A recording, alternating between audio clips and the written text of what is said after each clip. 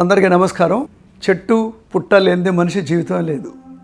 అయితే ఈరోజు మీ గురించి ఒక గొప్ప వృక్ష జాతి గురించి మాట్లాడుకోబోతున్నాం. దీని పేరు ఇంగ్లీష్లో ఓపర్క్యులాకారియా డెకారియా. దీన్నే మనం ఏం చేస్తామంటే తెలుగులో జమ్మి చెట్టు కూడా అంటాం. కాకపోతే ఈ స్పీషీస్ జమ్మి చెట్టు మొట్టమొదటిగా మెడగాస్కర్లోనే చూడడం జరిగింది. ఇవి కొన్ని వేల సంవత్సరాల వరకు పెరుగుతాయి. బయట నుంచి నీళ్లు ఎక్కువగా దొరికినప్పుడు అవి వీటి కడుపులో దాచి ఉంటాయి. ఇది దాదాపు 45 సంవత్సరాలున్న ఒక బోన్సాయి మొక్క. నేను ఇంత చిన్న మొక్క నుంచి పెంచాను. చాలా వైరింగ్ ఇంకొక మొక్క ఇక్కడ ఉంది. మీ అందరికీ తెలుసు, బోన్సాయి ట్రైనింగ్లో వైరింగ్ చేయాలి, షేప్ ఇవ్వాలి. ఒక గొప్ప వృక్షానికి కావాల్సినటువంటి లక్షణాలన్నీ దీంట్లో మరుగుజ్జు రూపంలోనే కనిపించాలి. మీరు దీన్ని సైజుని బట్టి నాతోటి మీరు అంచనా వేయచ్చు ఇది ఎంత పెద్దదో.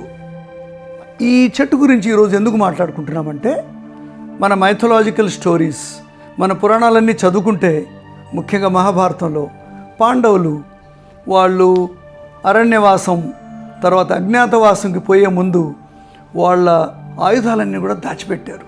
అది మీ అందరికీ తెలుసు, సినిమాలో చూసాం. అయితే వాళ్ళు ఏ చెట్టులో దాచారు అని ఇంతవరకు చెప్పలేదు సరిగ్గా. కానీ చాలా వరకు లిటరేచర్లో అది జమ్మి చెట్టు గురించే చెప్పబడింది. ఈ జమ్మి చెట్టు అనేది ఎందుకు వాళ్ళు తీసుకున్నారు అంటే, దీని కడుపులో చాలా ఖాళీ స్థలం ఉంటుంది, ఎంప్టీ స్పేస్. సో బేసికలీ నీటిని దాంట్లో స్టోర్ చేస్తాయి. కాబట్టి వయసు పెరిగే కొద్దీ గుహ అంతటి ఎక్కువ ప్లేస్ వస్తుంది లోపల. అంతేకాకుండా దీని మధ్యలో తొర్రలు కూడా వస్తాయి. తొర్రలు అంటే కరెక్ట్ వర్డ్ దీనికి. చెట్టుకుండే రంధ్రాల్ని మనం తొర్రలు అంటాం. దాంట్లోనే గుడ్లగూబలు, పక్షులు, ఎన్నో రకాల జంతువులు కూడా దాంట్లో జీవిస్తాయి. అయితే పాండవులు మన శాస్త్రం ప్రకారం వాళ్ళ ఆయుధాలన్నీ కూడా దీంట్లో దాచిపెట్టి వెళ్ళిపోయారు. ఒకటి, ఆయుధాలు కనపడవు.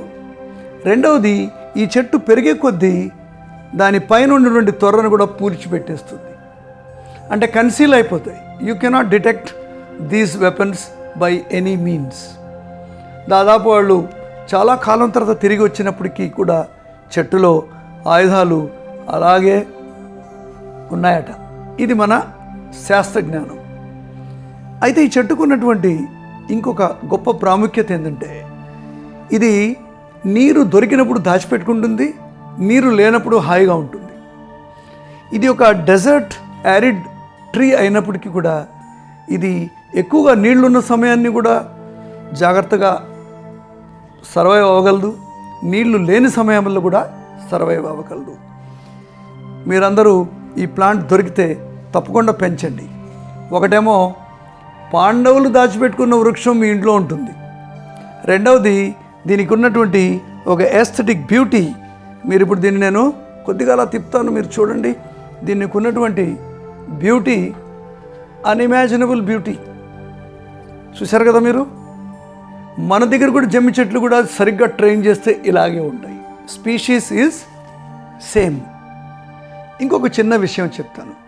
ఒక చెట్టు మానవ జీవితానికి ఎంత దగ్గరగా ముడిపడి ఉంది అని చెప్పాలంటే, మెడగాస్కర్లో ఉండే బోబాబ్ ట్రీస్ అండ్ ఓపర్క్యులాకారియా ట్రీస్, వీటి గురించి మీరు తెలుసుకోండి.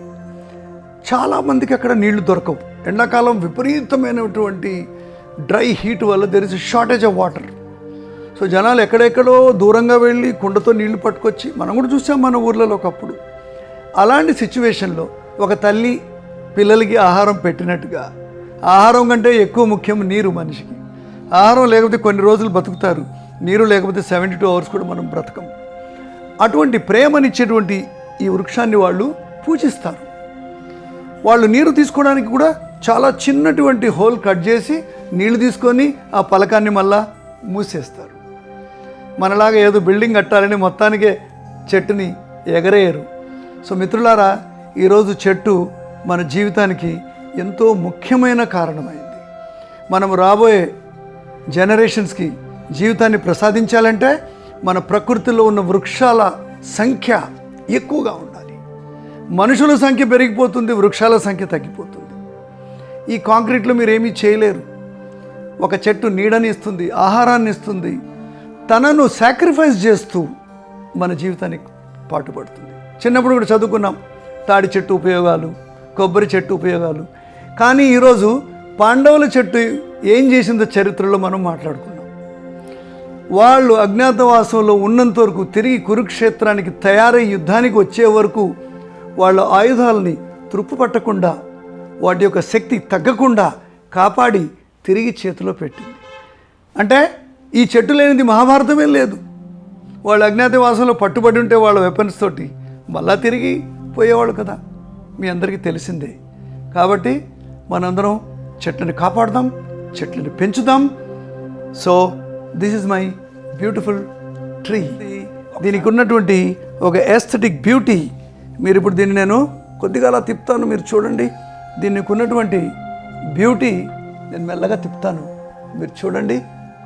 ఒక్కొక్క యాంగిల్లో ఈ చెట్టుకి ఎంత బ్యూటిఫుల్ షేప్ ఉంది. కోర్స్ ఇది 40 ఏళ్ళుగా చేసినటువంటి ట్రైనింగ్ కాబట్టి, కానీ చెట్టుకి ఇలా ట్రైనింగ్ చేయకపోయినా కూడా చెట్టే అది మనకు అంతే ప్రేమనిస్తుంది, అంతే ఆదరణ చేస్తుంది, మన జీవితంలో చాలా ముఖ్యమైన కారణంగా నిలిచిపోతుంది.